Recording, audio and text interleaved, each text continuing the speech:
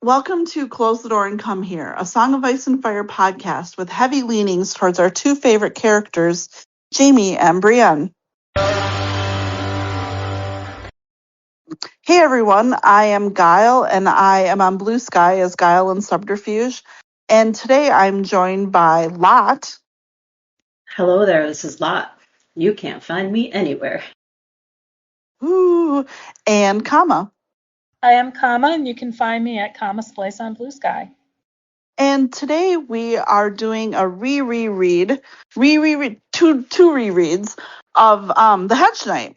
And we're going to be covering part one of the Hedge Knight, which will be from the start of the novella until the actual Ashford tourney starts. Spoiler alert for everything in A Song of Ice and Fire, probably except for the TV show A Night of the Seven Kingdoms at this point. So I don't think we have anything to spoil there. So are we ready to get our dunk and egg on, everyone? Let's Hell go. yeah. So the novella opens up with Dunk. We find Dunk. And he's kind of talking about how it's been raining and the weather's, the rain has softened the ground and it's making it easier to bury who we find out is Sir Arlen Pennytree. And, it's kind of a sad scene, and that Dunk's reflecting on, what the man had taught him and, what he has, like what his assets are, which are now Dunk's assets. And, the saddest part for me was how he talked about, he lays him down in the, he digs the hole and lays him down in the ground, and then he can't really bring it upon himself to put the dirt over his face, which I thought was like super sweet. And so he just won't look. He won't look, and he finishes burying the old man. And he finds he has 3 silver stags, 19 copper pennies, and a chipped garnet, and then his sword and his armor, and then 3 horses, which are his palfrey, Sweetfoot, another horse, Chestnut, and then his war horse, Thunder. And this is all that Dunk has in the world at this point. And basically his plan is that they were on their way to this tourney at Ashford Meadow, and Dunk was the squire, and now he's going to be competing. He's going to be the knight. So he makes. Oh, go ahead. Oh, I was gonna say, I kind of like opening this story up again, and like that whole opening scene with like the tree and the grave, and it really was like how, I don't know, it was like a foreboding, I guess, right off the hop. Like, when will we learn our lessons with this? It also reminded me, there was a scene with Brienne, right? When she was, someone has to help me, when she was at a grave somewhere. She was Oh, buried. and she's burying Nimble Dick. Yes, yes. I don't know. I'm always gonna be looking for that when I'm reading these, though. For me, like, this book is just like Brienne's prequel. That's how I view these books. So I'm always just like naturally trying to find the parallels. I don't know if anyone else does that. Yeah, I mean, definitely. I think definitely with Dunk and his character, and then just. I mean, there's some obvious parallels that we'll get to later on with her. Yeah, it's going to be hard for me to contain my thoughts on things just to this first little bit, but I'm going to try real hard. I don't think you should. We've been mired in dance for forever. So honestly, it Well, felt so you guys good. have. Well, no, but I mean our listeners too. So I think it's good to get back into something that, you know, resonates with our two favorite characters. I mean, I really, really appreciated getting back into the perspective of somebody who, is sort of, I think, probably a literal and figurative ancestor of Brienne. Um, so, yeah. And so, Dunk carries on, and like obviously Sir Arlen, we find out Dunk is really tall. Spoiler alert, Dunk is tall. And the old man's stuff doesn't really fit him. So like he doesn't have a sword belt. He just ties his sword with like a knot of rope and stuff like that. So, he looks pretty shabby basically. And he pulls up at this inn and a naked boy comes out and Dunk assumes he's the stable boy and tells him, he wants his horses rubbed down and oats for all three. And the boy's like, um, kind of being a little sassy. And I think Dunk just thinks like they're being sassy because they don't because he doesn't respect him, more or less. Like he doesn't think anything suspicious about this random naked boy. And he goes into the inn and there's obviously a lord in the inn, and he's like in the corner. Like he's kind of surprised, first of all, that it's not busy. Like he thought it'd be busier with people going to Ashford Meadow. But it's like really just like one dude super drunk, like basically like sleeping in his wine in the corner. And him. And Dunk is kind of feeling, obviously he hasn't controlled money before, I think. So he's kind of excited. He gets both I think both duck and lamb. And he ends up drinking like 4 beers. The last one just because no one could tell him he couldn't have more, basically. And he's kind of just having a lovely time, really. Yeah, like it's kind of like when you first get, any kind of significant, whatever point in your life, a significant amount of money. Yeah, that self-control and restraint. And he has it. He has it. I mean, like objectively, so having one more beer is, I think, reasonable. Yeah. And the innkeep is pretty nice to him and is just saying, yeah, basically everyone, it's empty because everyone's already at Ashford. And like that's, people were here, but like kind of the crowd has passed, except for the drunk in the corner who then, kind of wakes up and points a finger at Dunk and just says, I dreamed of you. You stay away from me. You stay well away. Sorry. And there's the Brienne. Guile, you gotta back up though, man. You didn't describe what he ordered to eat and in great detail, please. Oh, what Dunk ordered to eat? Yeah. Well, I think he get both. He got bread, and didn't he get both lamb and duck? And like I know the duck wasn't greasy. Yeah, something like it was good dusted in herbs. Like yeah, like it was definitely. Was it peas porridge? At some point he eats peas porridge, and I looked it up and discovered it is not, in fact, porridge. It's isn't it lamb like peas. Isn't that what peas porridge is? Yeah, it's like all my entire life, that stupid nursery rhyme, I've always assumed it was like an oat-based thing, and it is not. And my search engine has decided to die on me. Yeah, it looks like he just got the lamb roasted with a crust of herbs and some ducks that were shot recently by her sons. We don't know how the ducks were prepared, however, but we know, I think, that they were not greasy. Oh. I mean, hey, game is hard to do that with, and they have a high fat content, so kudos to the inn chef for knowing what they're doing. For real, most of the Westerosi inns actually sound like, there was that one horrible inn that Brienne and Pod were at, but otherwise most of the inns actually sound like they do like a pretty nice job. Like this seems like delightful. The pube wine. Yeah, the pube wine. It was that. Yeah. It would be hilarious if somebody did Yelp reviews of all these inns.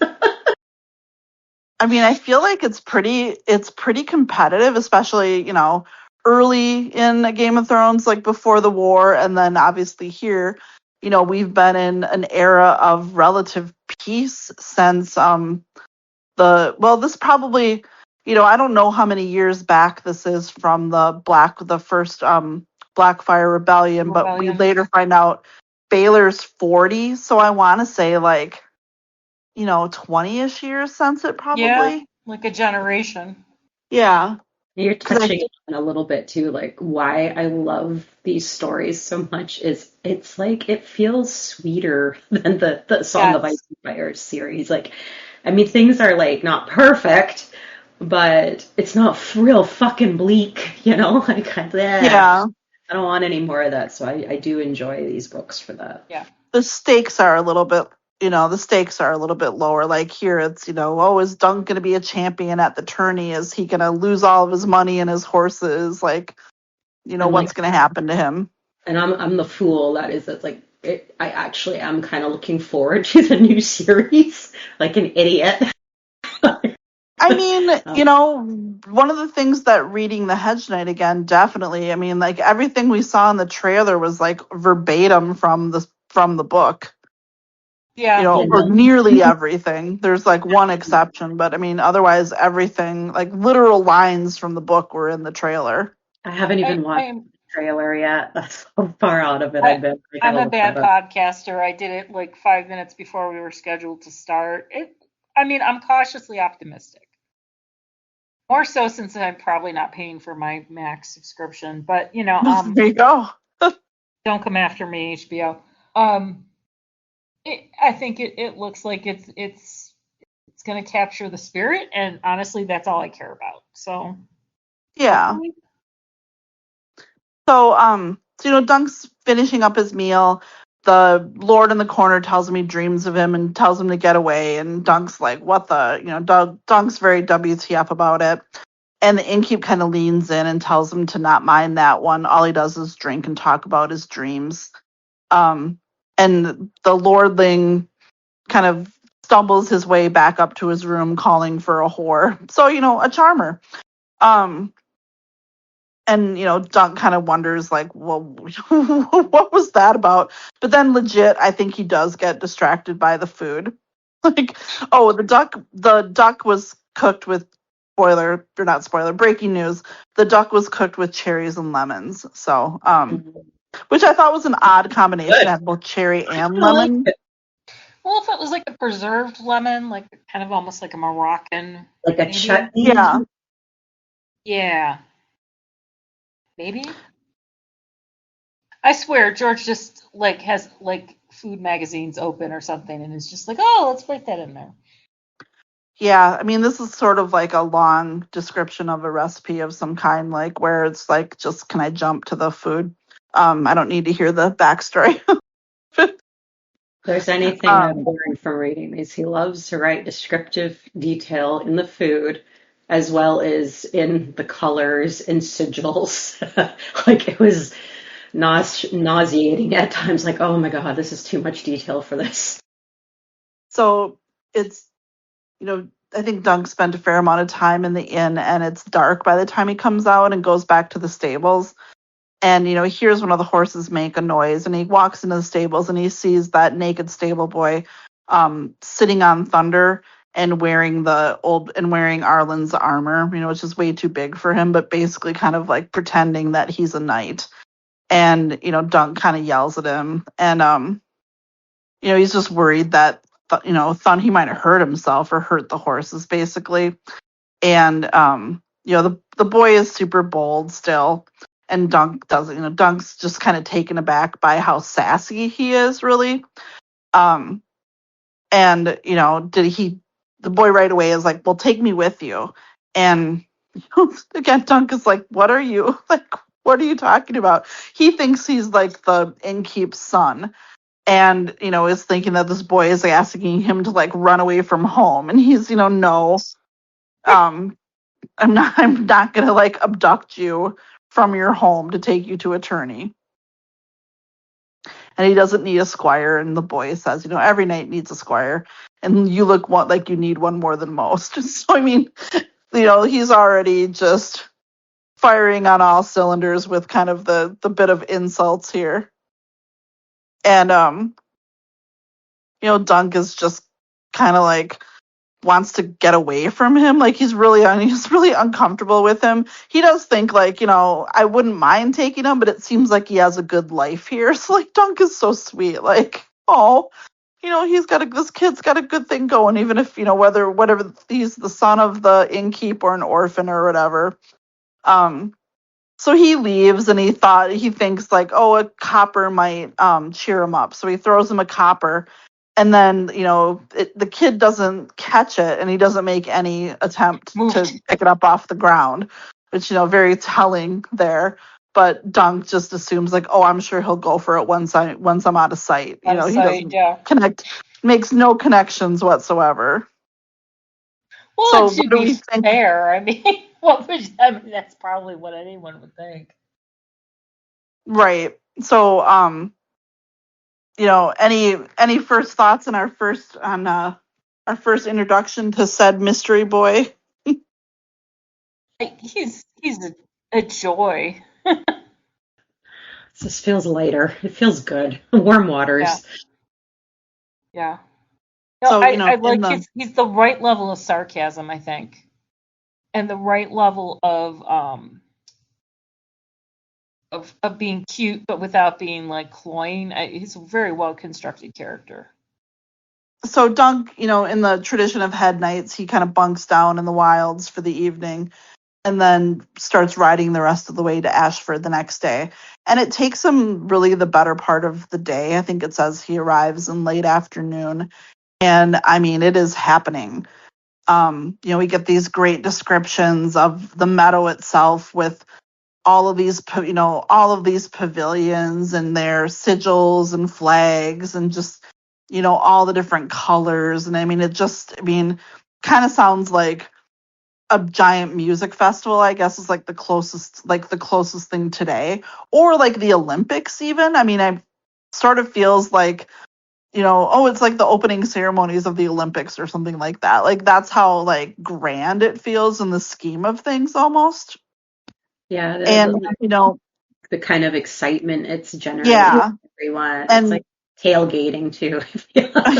yeah, yeah, that's a good point.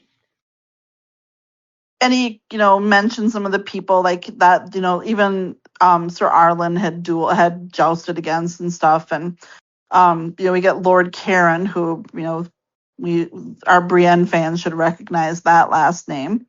House Dondarrion, the Baratheons, the Lannisters. There's Marbrands and Mallisters and Florence and Freys and Westerlings and Stokeworths and Darys. High towers, so pretty much like the creme de la creme of like the Riverlands, the South and the West are here, like, and actually the Stormlands too, since we do have the Dondarrions and the Baratheons. I mean, this is like a happening. Like this is a big deal that you get all of these houses. And what I love is that Martin has set the book back far enough that we recognize the names, but we're not really colored by like these are like grandparents and great grandparents of the characters we know from the series. So I like that there's that remove is kind of cool. I mean, he has to get in the fact that, the Bracken had just recently killed Blackwood, so they were like on far sides of the meadow. He has to get the Bracken versus Blackwood stuff in there. I have to like just to take like a second to think about like how bold and brave it is for Dunk to willingly put himself in this environment. And it's really is like he's mentions it in his thoughts like this is it, it's all or nothing. It's such a huge kind of risk. Like this can make or break him as a knight. I mean, he kind of is just here for some recognition. Like he kind of like his goal, I think, is basically to latch on to a house at this point, like get recognized as someone of some value and get pulled into a house. Into a noble household. And the stakes are so high for him, but like it's I like the sport metaphor of like the Olympics because it's like he's coming in with, he's the I don't know, the bobsled team from Jamaica, not a lot of well, but like he's not coming in with the athletes who have the personal trainers and the access to 24/7 coaches and all that stuff. His equipment is crap, it doesn't fit him. Yeah, he's the poor orphan from he's the poor orphan from some, not like a big country that just is like there on their natural talent, but, nothing else basically. And he's, I think, something about Dunk is we'll hear him how he thinks he's dumb and, whatnot, but like he actually is a little bit less, in some ways is a little bit less naive than he thinks that he is, because he knows like, I can't be in the middle of this. I'm just going to be like ruthlessly mocked. Like I need to like separate myself from all these, like this grandness. And he goes in the outskirts of the meadow. So I mean, it's like a half a mile away, and he finds a place, a bend in the. It says a bend in the brook had formed a deep pool. Reeds grew thick along the edge, and a tall, leafy elm presided all over it. It was a pretty spot, and no one had yet laid claim to it. And he thinks, this will be my pavilion, Doug told himself. A pavilion roofed with leaves, greener even than the banners of the Tyrells and the Estermonts, which is very romantic of him. And Having a full-on Anna Green Gables moment. yeah, and he takes care of his horses, and then he's just like relaxing naked under the tree, and just kind of hanging out, like, thinking about why would they call it a dragonfly, as he was watching one. It looks nothing like a dragon. And then that leads into a little bit of exposition where we learn that, he had never seen a dragon, but Sir Arlen had seen one when he was a little boy. And that was actually the last dragon. So this was during the third Aegon. That was the last dragon. So, this is where we kind of learn that how far gone these people are from actual dragons, in that, the old men are people that as a boy saw the very last dragon, who was just like kind of small and sickly. So no one alive has any memory of like fighting fighting dragons or anything. So, the power of the Targs as rulers of dragons is really like not a thing anymore. And I think that plays into, some of what we see too. Yeah, I'm trying to think. There's like a part too when he mentions something about the summers were not as long as they Oh used to yeah, yep, yeah. He said the summers have been shorter and the winters longer since the last dragon died. That part I could never wrap my head around, how the dragons and the weather are like all linked together. I'm sure there's theories. So he gets ready for bed, and he knows that the next day he's going to have to go to the master of the games and basically enroll his name. And he thinks he doesn't really even look like, he doesn't look like much like a knight, but he takes Sir Arlen's shield and displays the sigil on his back, so it kind of looks like he belongs, and hobbles the horses and walks all the way to the tourney grounds. And the first thing he notices is this is where it gets into like a tailgate. He notices the smell of sausages, which I mean, yeah, that I can totally picture myself in like in the parking lot smelling. Oh yeah, smells like sausages on the grill for sure. Of questionable meat. Yeah, I mean, and so he buys some sausage and some more beer and watches this puppet show, and it's there's like a painted knight battle a painted dragon, and one of the puppeteers is a lovely olive-skinned girl from Dorne. And he likes watching her. He thinks she's cute, and he would like to toss her some money, but doesn't feel like he has any to spare at this, because he really needs to go see an armorer. And this is kind of where I was like, were you guys questioning Dunk's order of operations? Because he puts down a deposit for the armor before he puts his name in, which seems like a bit presumptuous to me, given his circumstances, unless he just didn't understand what was going to happen. Maybe he's maybe he's kind of naive and just expects that he's going to be added to the list because he has Sir Arlen's name, and I don't know. Yeah, I'm trying to explain it away, but I think you're onto something there. That's like, though, again, let's keep on with the, like, if you have money and power and there are people there to shepherd you through a process,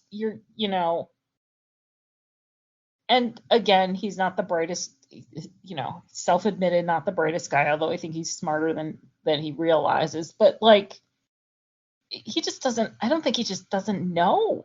I mean, he's never been to anything like this before. They need better onboarding for this event. Yeah. Instructions, yeah. So he finds an armor, and I like the description of him is, he's a stumpy man. The smith was no more than 5 feet tall, yet wide as dunk about the chest and arms. He had a black beard, huge hands, and no trace of humility. Which is great. And, the armor measures him, which, that measures him and quotes him a price, which is obviously like significantly more than Dunk realized anything was going to be. And, basically he has to put down a deposit and then figure out how he's going to raise, again, like this fairly significant amount of money. But, he must have kind of known what he was going to have to do because, I can't imagine he's that dumb. So he promises he's going to come back, but also like that he can make a coat, like make armor overnight seems crazy to me, but I guess I don't know. I guess I don't know what's involved, but that seems like really fast turnaround. Like, okay, so I do know some of what is involved. So I'm wondering if this guy has stock that he can then, because he talks later on in the novella, he talks about showing Egg the chainmail. Yeah. And like, my brother as a hobby used to make chainmail.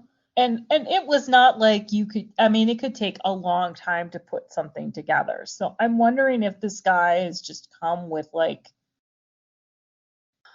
stuff that like, kind of the off the rack. Yeah, but Dunk's huge. Like, he's not going to be able to fit any off the rack stuff. I don't know. This is all I got here. I mean, he's got to get the custom suit. Well, and I mean, it doesn't seem like plate. I don't know how that comes together. I mean, I know chainmail takes a long ass time, but I don't know about like plate armor. What's involved? It just seems like this is way too fast. But I think it's one of those like. Did you guys watch the pitch meeting videos? When he's like, "Is it going to be hard for Dunk to get armor to fit his massive frame?" No, it'll be surprisingly easy, barely an inconvenience. Like that's kind of what this is. So he goes towards he actually never even goes to he never makes it to the I don't think does he ever I don't think he makes it back to he doesn't go to the master of the games that night. He actually goes back to his elm for the evening. So like this whole adventure took like the whole day. And I feel like again, he probably should have got more done. like he kind of wanders around the tourney and orders his armor, and then he comes back and he can tell that someone's there basically. And it's the boy from the inn, and he says he's taking care of his horses and washed clothes and is cooking the fish. And and Dunk's kind of like, well, I, I guess I'm going to keep you, more or less. Yeah, he was gone so long he had time to do laundry and cook dinner. Yeah, like, so he was, kind of dicking around at the tailgate all day, basically. And yeah, the horses are brushed. Like, so I mean, obviously he's been trying to prove himself as, He's a good squire. See, look what I yeah, can do. yeah, And he's acquired clothes, I believe, right? He's not naked anymore. no, No, no. no. He was having a bath.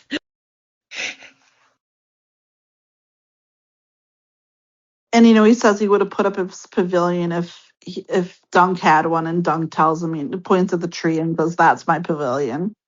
And he says if it rains, the tree's going to shelter him. And the boy says, "Trees leak." And then he just tells him, "Truth be told, I don't have the money for that." And I was yeah, kind of like, because we talked a little bit about Egg being naked because he was having a bath. There was that one bit too where like he was talking about how Sir Arlen had made sure that they had had a bath at least once every moon turn, so once a month, yeah, even like if they needed it or not, or if they didn't smell if or we didn't much. need it. um he asked the boy like what happened to his hair, and he says the maester shaved it off. And kind of then I like that his brain goes immediately to like lice. Like, are you Yeah, like, that'd be the logical conclusion. yeah. My brain would have went there. And yeah, the boy asks Dunk's name, and Dunk just says Dunk, and says, is that short for Duncan? And Dunk has actually no idea, but he's like, yeah, sure.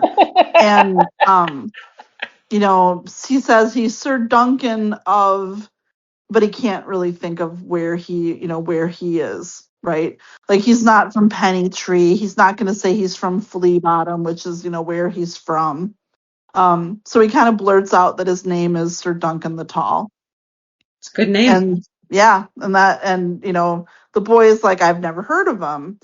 And Dunk's like, oh, you've heard of every Knight of the Seven Kingdoms? And the boy's like, oh, the good ones, which, as we find out later, like, legit, like, he has heard of he does know all of the Knights of the Seven Kingdoms. Yeah. Like, he is definitely a connoisseur. I love how much it too. He's just annoyed that this kid seems to know them all. Yeah, and then he gets that the kid's name is Egg, so we can start calling him Egg. And he tells Egg, I don't have any money, but I'll let you serve me for the tourney, and we'll see after. But if you're worth it, I will make sure you have clothes on your back and some food in your belly. And he's not going to beat him unless he deserves it. And he thinks to himself, like, I'm going to teach him what the old man taught me. Like, he often in his own thoughts, he thinks of Sir Arlen as the old man. And it's just very sweet the way he's like, just kind of immediately, like within days of Sir Arlen's death, is already thinking like of kind of paying it forward. Yeah. Well, and that's who he is. That's why he's so. Yeah. I love this.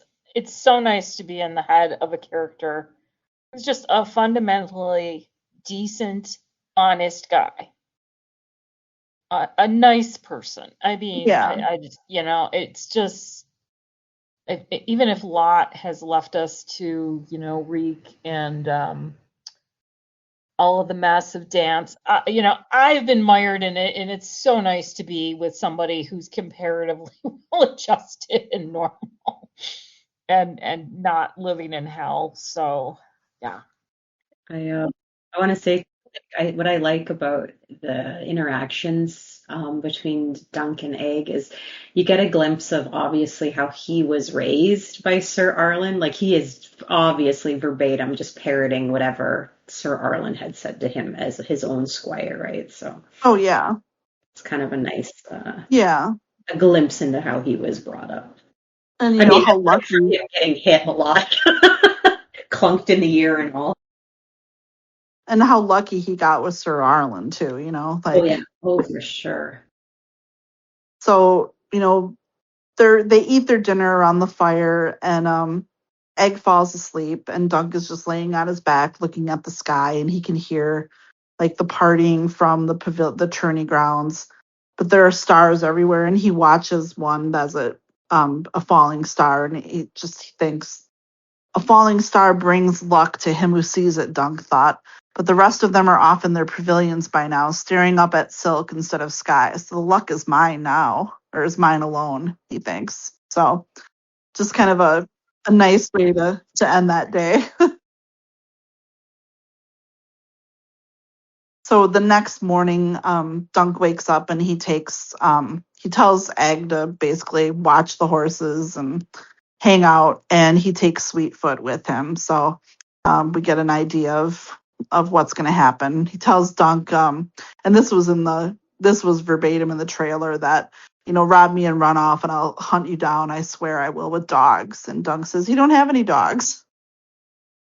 He thinks the mother must have sent him to me so that I could pay my debt, which is like what, that he thinks he has a debt to Sir Arlen is, again, like pretty sweet. We're going to say that a lot. I'm going to have to stop saying it. But I mean, he is just a sweetheart. Like, there's so many things about him. Absolutely. Like Brienne, too good for this world. Yeah. So he takes Sweetfoot and rides over to Ashford Castle, and he wants to see the like the master of the games. But he says he's Sir Duncan the Tall, and the master and tells him he was the squire to Sir Arlen of Pennytree. Here's his shield, and he explains that Sir Arlen knighted him before he died, but there were no witnesses. Suspect. And the master's kind of like, this probably sounds like some bullshit, and basically says, would anyone here even know you're late, even know this Sir Arlen of Pennytree, much less you. And all that Dunk can think of is that there's Manfred Dondarrion, and Sir Arlen served Sir Manfred's father for like 6 months. And, it seems like he, helped in this conflict quite a bit. But the master basically says, if he'll vouch for you, we'll probably let you play. And so Dunk's going to have to go get this guy's word. Yeah, that's all. You just realize how much is stacked against him. And, he goes into the stables, and, Sweetfoot is, just kind of brushes his hand and is like super adorable. And, he's starting to feel bad about what he's going to have to do. And he thinks about how Sir Arlen would spend his last copper on oats or apples for the horses. And he really loved his horses, but, would worry, kind of warned Dunk to not fall in love. But still, Dunk feels like he's betraying an old friend by, what he's going to having to sell Sweetfoot, basically. And as they're leaving, they run into a couple members of the King's Guard. So interesting, correct? Like, so Yeah. we know that there's going to be some high level folks here. And we see him looking at some Targaryens as they ride by.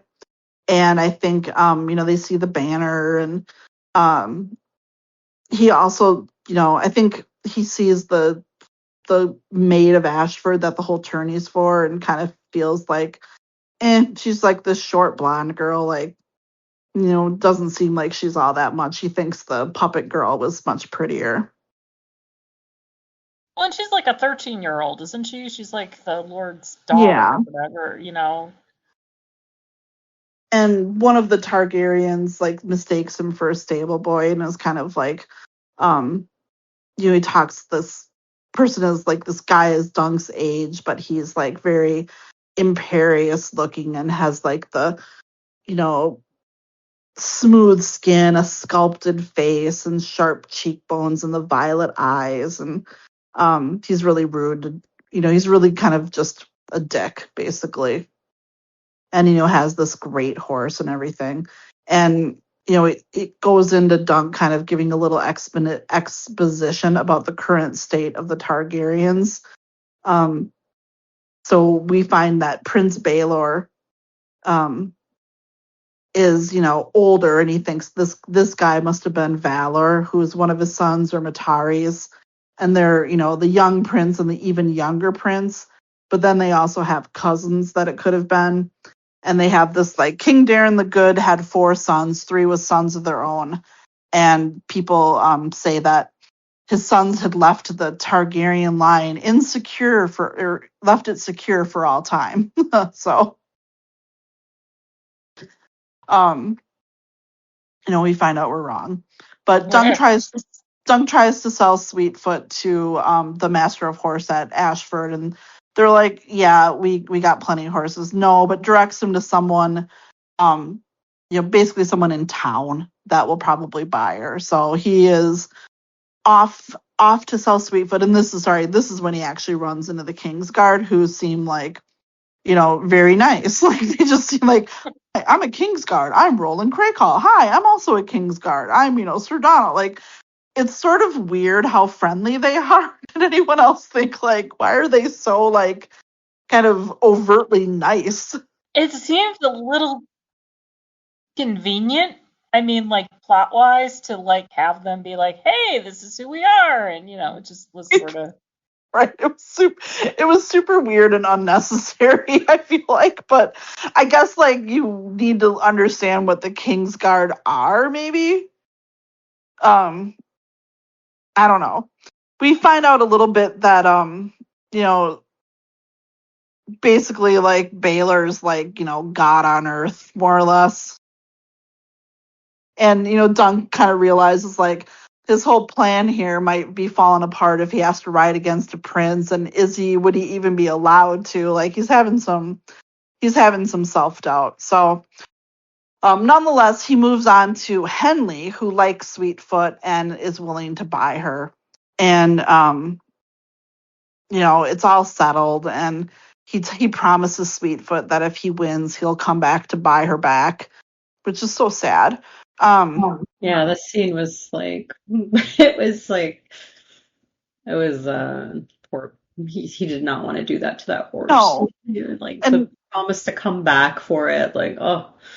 Well, and then he gives, like, a couple extra coppers that are for her, so that the stable boy or whatever will see that she has some oats and an apple. So he buys her some little treats and stuff too. So, I mean, he's doing his best, but I mean, he absolutely needed this money to get the armor. Yeah. And he's, he's like, he feels like, holy shit, I have a shit ton of money. And, but without, what can he'd be done with it in a year or two, and then what? He'd have to sell Thunder, and then he would, has no hope. Yeah. So this is really, like, he is really gambling. He is betting on himself, as they say here. So he watches. So as he's coming back, like, I feel like these errands are taking him, like, a tremendously long time, just as an aside. But by the time he comes back, he's watching that puppet show again, and he throws some coins, and now that he has more money, he throws some coins at the puppet girl, and she smiles at him. On Dunk, the guy, he's adulting for the first time in his life. I guess it's true. He is. I Yeah. think the errands taking time is so that we get a better sense of what the world is. And I don't just mean world building. I think it's also just sort of laying out just the breadth of this whole, like, tourney and all of the stuff that he has to do, and just sort of setting up how much he's against him. Yeah, that's true. So, he wonders, is she just smiling because she likes him, or is it because he just gave her money? Which, is a solid question. And I mean, the thing here is Dunk is horny. Like, this whole novella, he's like a horny little guy, or a horny big guy, because he starts thinking about how Sir Arlen, like, one night when he was drinking, was, like, telling Dunk, like, it's time to make you a man, and was going to pay for a hooker for him. And then he got too drunk, and then Dunk didn't want to bring it up again because he was embarrassed. And, But he also was kind of like, well, if he can't have some highborn maiden, he would at least like someone that chose him instead of money, which is again very sweet. And to his credit, I will say, Dunk, like, men who might listen to this podcast who are like none, I think, but like, he likes a girl, and what does he do? He asks her out, like, immediately. Like, he's not dicking around or anything. He's just like, would you like a horn of ale with me? And she says she can't because they have another show. But he doesn't, like, he accepts that. He's cool with it. But like, he doesn't hey, he like legit call her a bitch and think horrible right. thoughts. Oh, I didn't even. I thought you're ugly anyway. Right. He's like very like nice about it, and was like. I mean, that's maybe another aspect of his character, and I think you had mentioned a little bit about it. Like, he's really quite brave. Like, he doesn't know what the f he's doing with like the tourney or he doesn't know what he's doing with any of this. And then he adds on top, like, asking a girl out. Like, go, Dunk. Like, you're pretty awesome. He's starting out right for a young man. And, he assures us that he does know how to kiss because there was a girl in Lannisport that he had kissed a year ago at a tavern, but she had to sit up on top of a table to reach him. But, this girl actually wouldn't. She's, like, that tall, but not too tall for him. He's adorable. Yeah. So he keeps going, and then we run into. So he's walking around, and like a lot of the guys are practicing, and he's kind of like, oh shit, like these guys, like some of these guys are like, really good, right? And he's like, I don't think I'm gonna stand a chance against this. And he runs into a couple of guys going at it with each other, and it's like this like stocky youth, and then a taller boy, and the taller one is kind of beating the crap out of the stockier one, and the younger one yells to Dunk like, hey, why don't you take on it's his cousin. We find out they're cousins, and right, cousins, not brothers, cousins. Yeah, pretty sure. Okay. I think so, yeah. They're the Fossaways, and the older one is Stefan, and the younger one is Raymond. And right, they're red apple. Yeah, yeah. And Dunk's like, why are they bothering me with their bullshit, more or less? And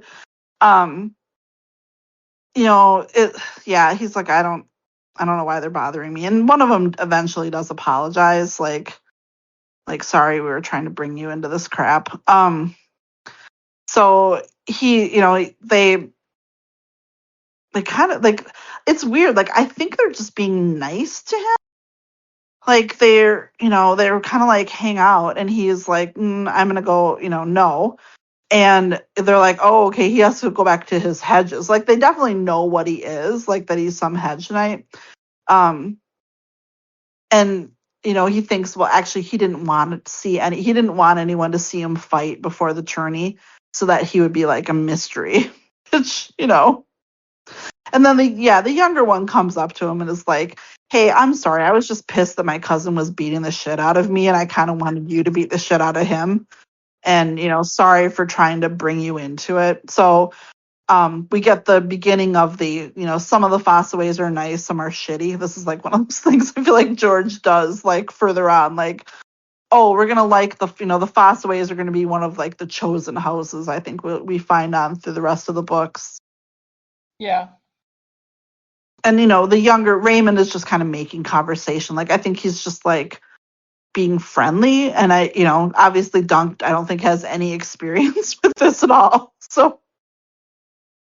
Well, and I think he's a good look, he seems like a nice guy. And I mean, there are a bunch of like highly trained athletes hanging around, probably looking for other people to hang out with, Yeah.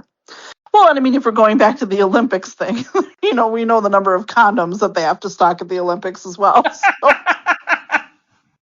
So there's that. But I think, from a story perspective, Raymond's here to give us a little info on the actual structure of this tourney, which is a little interesting. in that Lord Ashford has 5 champions for his daughter. And the way it's going to work is that you would challenge each one of, like, you can challenge one of them and then you're the champion. And at the end of it, the 5 remaining will decide if, like, the daughter gets to keep being the queen of love and beauty or if it's someone else. So you definitely get to pick your opponent, and there'll be like 5 tilts at a time. Like who though would like win? Like let's say you won and then you chose to Right, like, dethrone that 13-year-old girl at her own party. right. Sorry. I mean, there's definitely some, like the fact that we find out later that Valar Targaryen is one of her champions, and like a lot of this tourney is put for his benefit, right? Like this is definitely, like, the book doesn't ever say this, but I mean a lot of this is absolute propaganda, like Yeah. for Valar Targaryen, and like obviously Lord Ashford like put up the event in order to help make him look good, and in return his daughter gets to be like some seemingly desirable girl that presumably makes a pretty good match after this. Well, who knows? As it turns out, who knows? But I mean, really, we never talk about poor Lord Ashford, like, has this spectacular tourney and then like history will like just trash it forever. Like, oh, the poor guy. Yeah, he can never hold one of these ever again. It's like if the red wedding was like someone else's wedding, like unrelated. Shit, that was just our wedding randomly. And like, look what happened. Well, it's like, again, with the Olympics, it's the city that spends a fortune to bring the Olympics there and all that. It's up like That's bankrupt true. or Like, yeah, whatever, you like, know. yeah. So yeah, so we find that out, and you know, Dunk goes back to the campsite, and Egg has been working really hard, and he was like, "Oh, did you get a good price for your horse?" And he was like, "How did you know?" And Jack's like, "Well, you left with a horse, and you came back without one. And I think if you had been robbed, you might have been angry." So, and this is where, back to our earlier conversation, Dunk kind of goes into teacher mode and like shows Egg like, "Hey, this is quality mail, and here's what it is, and here's why." Here's my visor, my helm, and everything, and just talks about how plain is fine for me. I don't need fancy armor. I need high quality armor. um and just sees if Egg knows how to clean everything, and it sounds like he's got a pretty good start on that. And he promises Egg that um he's going to take him to the tourney grounds tomorrow, so they'll get some oats and maybe some bread and cheese for themselves, and they'll have like a better time. And Egg is really concerned if that means that he has to go into the castle. And Dunk's like, probably, like, why don't you want to go into a castle? I probably want to live in a castle. And he doesn't say anything. And Dunk just thinks he's maybe afraid to go in, like he's not, I don't know. He's like Like, projecting all the time with why AKotS yeah. things or says the things Yeah. he does. So, then we get to the dumbest man in this book, I think, kind of, who is Sir Manfred Dundarian, which, if you remember, Dunk basically has to get Sir Dundarian to vouch for him. And I just like, and he is like absolutely unwilling to do so. But reading this, I was just like, you're the dumbest guy. Like, everything we hear about Dunk is he's just like this absolute like beast of a boy, right? Like this like big ass, like obviously super strong. So here's Sir Manfred, and this like kid comes up to him to vouch for him, and he's just like, fuck you. Like, I picture it like you're a football coach, and some 6'7" like Gronk looking dude rolls in, and you're like, oh, go to hell, instead of like, oh, hello, would you maybe be interested in entering my service, seemingly huge powerful knight that can kick my enemy's ass, like, I Yeah, just feel dude like does not know talent when it's right in front of him. Like, what did yeah. And like, why would you? I mean, honestly, wouldn't most people like, oh yeah, sure, Like, who cares? Just let him. Like, why are you being such a dick? And like, he's a dick about it too. Like, he's not just like, oh, I don't know you. I don't know Arlen. He's just like a And he's dick just about like it. one of those little men with a big job kind of thing, or thinks he has a big job. So Yeah. there's just so But, many people in the world like that. but I just, yeah, I don't understand like the not viewing Dunk as like an opportunity if, he is as described. It's like, I, I mean, do you not want like 6'8", like huge ass like men in the prime of your life as part of like your guard? Like, I feel like I would. I'd be like, I think I know you. Come with me, lad. Like, but yeah, he is having none of it. So Dunk is like, what the fuck am I gonna do? And he ends up barging in on this conversation, and we find out that it's between Baylor Breakspear, who's the heir to the Iron Throne, and his brother Maekar. And they're, it's kind of sad because they're talking about, they're talking about Maker's kids, and they're just, he's talking about his son Daeron, and like the sad thing is, it's like he's only 18, he can change, like he's just like killing himself, like he's really upset like about his son's failings basically, and it's just kind of sad. Um, and he, Dunk's just kind of like looking them over, and we find out that Baylor's got like dark hair, like salt and pepper hair. He's dark haired, as a Targaryen, that's pretty relevant. But Maekor is very like, I think he's got some gray, but when you look at his hair, he's definitely more of like the silvery gold blonde, and like, they're both like seemingly pretty impressive though, I think is what you get from it. And then, once they realize Dunk is there, Maker's kind of a dick, right? Like he's a dick about it. But Baylor actually is like, you know what? I actually remember Sir Arlen, and like 16 years ago I faced him and he broke 4 lances against me. And Maker's like, I can't believe you remember like some random dude from a match like that long ago. Yeah, that was impressive. I was impressed. Yeah. And he was like, I remember all of my opponents. I'm Baylor Breakspear. I am awesome. I know everything. I'm so good at Pretty everything. much. And, he's just asked Dunk, like, they talk about, and like basically, he wonders if Dunk remembers the Grey Lion's name, and it's Daemon Lannister. And he's actually the Lord of Casterly Rock now. And, so this is pretty much like good enough. So Dunk's in because Baylor Breakspear remembered Sir Arlen. And this, again, like he's, basically thinking like, oh my God, like Baylor's so awesome. Like we're gonna have like this best king. And, we find out that King Daeron the Good has 4 sons, and Baylor's the oldest, and then there's Prince Aerys, who's bookish. Oh, God forbid. And heaven forfend. And then Prince Rhaegal is mad. They call him mad, meek, and sickly. So he's got the triple crown there. And then Maker, who they says is a redoubtable warrior, but is always in the shadow of his eldest brother.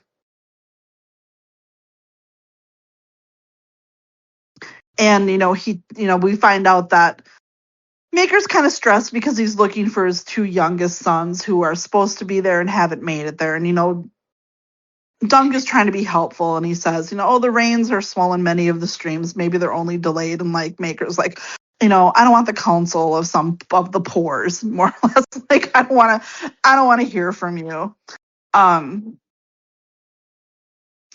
So he kind of, he basically, thanks Baylor and gets the heck out of there. And now he's in it. And, he's going back and through the tourney, and he's horny again. And he sees some redheaded whore that kind of makes eyes at him. And he thinks like, I could take her back. Like I've got enough money. I could take her back. And like, but, she'll probably rob me or whatever. So he decides not to.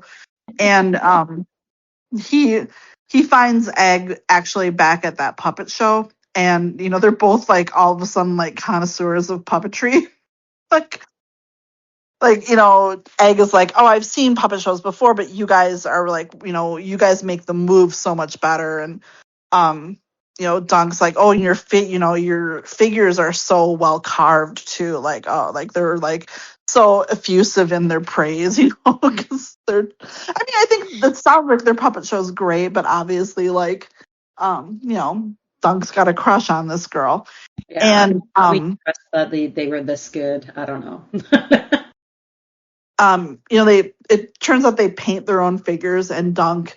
Oh, when Dunk got it. Oh, so let me back up. One of the things that Baylor says to Dunk is that since he is not Sir Arlen's child, he actually has to have his own sigil, his own coat of arms. So he's going to need to get his shield repainted. So when they mention that they paint those figures themselves, Dunk basically gets her, Tanzel, we find out her name is, gets her to agree to repaint his shield. And they decide that they're going to have like the sunset imagery because Sir Arlen always liked sunset, and Eggs suggests the elm tree, like the one that they're camped by. And then Dunk says, let's add a shooting star. And I think like for every person in the creative arts, this sounds like a very prescriptive client that you don't want. Like, give me, how about a falling star? And then, I'm nothing easy. else. No. I'm easy. But no, the star has to be falling at this angle. And Yeah. Committee, which is like the worst kind of situation you want to be in. Yeah, so he's pretty direct about what he wants, and she'll paint it that night and have it for him the next day. So again, like extremely fast service here. And he tells her she's. If I could just say, for the design of it, it sounds beautiful. What a lovely, like, quick thought he came up with. Yeah. Or they came up with. Because like some of the other shields and what's painted on them like just sound like kind of lame. Like I think there's a point where they describe the look of the shield. And there's like, well, there's other people that have shields with skulls and demons. Blade men. Like typical like boy like death metal imagery, Did you guys watch Our Flag Means Death on HBO? No. I have not, no. Oh, because there's a whole scene where they're coming up with what their flag is, and it's like hilarious. It ends up being a cat because that's like the scariest, like deathliest thing they can think of. So we find out that the girl is Tanzel too tall is what the boys call her, and Dunk's like, oh, you're not too tall, you're just right for, and then he realizes he was going to say for me, and then and she says she's like 4, like kind of like maybe flirting back a little bit, and he just says puppets. It's like the text is great because this part of the novella ends like puppets. He finished lamely. It's perfect. So, that is the first section that we're going to cover. So, are there any questions that we have related to this section at all? Yeah, let's take this one. Pretty Thief on Discord asks, whether or not Dunk is actually knighted has always been a point of contention in the fan base. Do you think this relates back to Brienne and whether she'll be knighted in the books? So this is not technically about the Hedge Knight, but I think it kind of relates. And what are y'all, I don't know, our collective thoughts on Brienne being knighted or not? I mean, isn't it just kind of getting back to the idea that whether or not someone is knighted isn't necessarily a determinant of whether or not they have knightly virtues? Yeah, exactly. It doesn't really matter. Yeah. I don't care if she gets knighted or not, honestly. Yeah. Like, I mean, I think she might want to, so then I would care because I would want her to have what she wants, but it's not like putting Sir in front of their names gives them, like, doesn't make them any more or less special. but given what she's seen and witnessed too, like maybe that isn't ultimately what she wants, or maybe she, that perspective that Jamie has on everything. And the Hound too. I mean, he is, expressly not a knight because of the hypocrisy of it. And so I think, we've kind of seen it from that angle of people who see the hypocrisy of knighthood and like are rejecting that hypocrisy. And then, we have Dunk, who I don't think was ever, I don't think he's ever knighted, but, truly believe in, I think in that. because if he had not been, I think we would have had a lot of internal dialogue about him lying and like he would be bent out of. Yeah, that's true. But yeah, I mean, I think it's one of those things he just like puts out of his mind. Like he won't allow himself to think about that because he's ashamed. We also have two. I think I'm going to save the rest of these questions for the next or the rest of the novella. But we have some general comments. May have been the only one who heard this. A stranger giving strange welcome on Tumblr says, "Hi, ladies and gent. After listening to your Dany chapter, I have to say that as a bisexual woman myself, when I listen to Dario Naharis's description, it is almost as big a confirmation that Dany is actually bisexual instead of Cersei's weird penis envy power trip, as the fact that she sleeps with women. We like our we like our men a little fruity and our ladies a little butch, and there ain't nothing wrong with that. Disclaimer: I am joking, obviously, by people having different taste. This is just my experience. I never thought of Eerie as butch, I guess. Well, I mean, I leaving that aside, I guess, I think Dany does seem to have a little more fluidity to her sexuality, but It's well, I mean, I feel like the men that she's like, she has like when it comes to men, like she's very young and inexperienced, but generally speaking, she kind of has a type that she yeah, does like a bolder, more flamboyant man. But I yeah. think like so far her relationship with women is very much like I mean, it's not I don't think she's attracted to Eerie. Like I think she's using her. Like if there was a woman that she was attracted to, like I mean, I could see that. I mean, I could see that happening and it wouldn't be that surprising to me, so I don't want to like deny the notion because I'm not. I just think like I would imagine like the same traits would be attractive to her in a woman, like where, I hate that the show did it, but like a woman like Asha, I think Dany might be attracted to because she is a little bold and, just Flamboyant and yeah, like that's her type. So I think like, yeah, she'd like her. I don't have any other thoughts on this. Okay, so Pretty Thief on Discord asks, what do you think of George's not yet comment he made at New York Comic Con, maybe regarding Brienne? So I had to look this up. Um, at the con, when someone referenced Brienne being a knight on Game of Thrones, Martin responded, "Not in the books yet." Hmm. So I think I that goes mean, back to that sure. question about. I don't know. I I think it mean, do we doesn't matter. care? Like, I don't care. I Like, just already write the said fucking book. Like the minutia of that, like, fuck you, old man. Like, seriously. Well, maybe not in the books yet. Fuck you. Write the fucking book. oh, damn. Yeah, I just don't. You're right. I Like, don't care don't enough. get cute about it.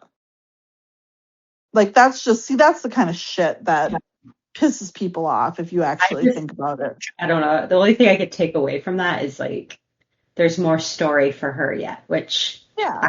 I do like that. Yeah, I do too. It's just sort of like, yeah, everything he says just annoys me. So, yeah. Anyhow, I think that's it for our questions for this this section of the novella. All right. Any additional thoughts before we move on to part 2? No, I think we covered them. I'm good. All right. Well, like and find us where you listen to your podcasts and support us on Patreon. If you have questions, you can write to us at closethedoorend@gmail. Find us on Tumblr, or the Jamie Brand subreddit are all good places to ask questions. And with that, I am closing the door. Get out. All right, let's go. I got some stew to make, bitches.